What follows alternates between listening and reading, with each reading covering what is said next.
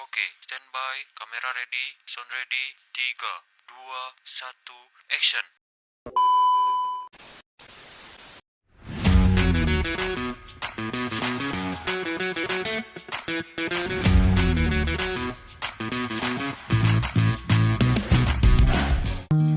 Assalamualaikum warahmatullahi wabarakatuh.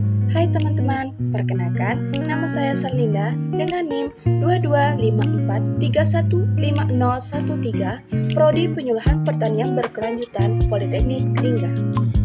Video ini merupakan tugas pengganti ujian tengah semester untuk mata kuliah Perencanaan Wilayah Pedesaan yang diampu oleh Ibu Maliza SPMP. Dalam video ini, saya akan menjelaskan rancangan sederhana pengembangan budidaya tanaman hidroponik yang dapat diterapkan di Desa Tinjul. Rancangan ini disusun untuk menghadirkan konsep pertanian yang lebih efisien, ramah lingkungan, dan mampu meningkatkan pemanfaatan lahan di tingkat pedesaan. Selamat menyaksikan!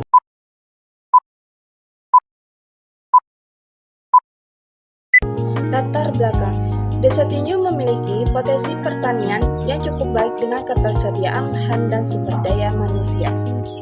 Tantangan utamanya adalah keterbatasan lahan yang produktif, perubahan iklim, dan kebutuhan pangan berkelanjutan. Diperlukan inovasi dalam pertanian yang ramah lingkungan dan efisien, salah satunya dengan sistem hidroponik. Baiklah, di sini ada tujuan perencanaan, ada 4, yaitu mengembangkan sistem pertanian modern dan keberlanjutan di Desa Tinjul. Yang kedua, meningkatkan kemandirian pangan masyarakat desa. Dan yang ketiga, mengurangi ketergantungan terhadap pupuk kimia dan lahan luas.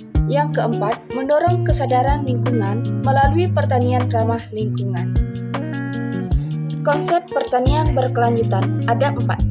Yang pertama, mengelola sumber daya alam secara efisien. Yang kedua, meminimalkan dampak negatif terhadap lingkungan. Yang ketiga, menggunakan teknologi pertanian modern seperti hidroponik. Dan yang keempat, memperhatikan aspek sosial, ekonomi, dan ekologi. Apa itu hidroponik? Hidroponik adalah metode menanam tanaman tanpa tanah menggunakan air bernutrisi. Contoh tanamannya ada selada, kangkung, bayam, dan sawi. Rancangan sederhana hidroponik komponen utamanya adalah pipa PVC sebagai tempat tanaman. Yang kedua, pompa air untuk sirkulasi nutrisi. Yang ketiga, larutan nutrisi AB mix. Dan yang keempat, greenhouse sederhana dari bahan plastik UV.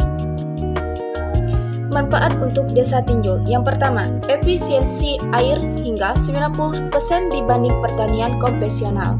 Yang kedua, dapat dilakukan di perkarangan rumah. Yang ketiga, meningkatkan pendapatan keluarga. Dan yang keempat, menjadi contoh inovasi pertanian modern di tingkat desa. Dan yang keempat, mendorong desa menuju desa hijau berkelanjutan. Dampak lingkungan positif. Yang pertama, dapat mengurangi penggunaan pestisida kimia. Yang kedua, menjaga kesuburan tanah dan kebersihan air. Yang ketiga, mengurangi pembukaan lahan baru. Dan keempat, meningkatkan kesadaran masyarakat terhadap lingkungan. Tahapan pelaksanaan ada 5. Yang pertama, perencanaan dan pelatihan warga. Yang kedua, pembuatan instalasi hidroponik sederhana. Yang ketiga, penanaman dan perawatan tanaman. Yang keempat, panen dan pemasaran hasil. Dan yang kelima, evaluasi dan pengembangan program. Penutup. Budidaya hidroponik merupakan langkah nyata menuju pertanian berkelanjutan. Desa Tinjul berpotensi menjadi desa percontohan ramah lingkungan.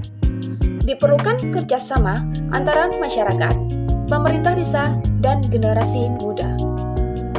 Baiklah, yang dapat kita lihat ini di belakang itu sumbernya ada 2 yang saya cari. Yang pertama itu BPS Kabupaten Lingga, Statistik Tanaman Pangan Kabupaten Lingga tahun 2020. Yang kedua itu sumber BPS Kabupaten Lingga, hasil pencacahan lengkap sensus pertanian 2023 tahap 2 UTP tanaman pangan. Itu saja yang dapat saya sampaikan. Jika ada salah kata, saya minta maaf. Saya akhiri. Wassalamualaikum warahmatullahi wabarakatuh. Terima kasih semuanya. Terima kasih sudah menonton dan sampai jumpa.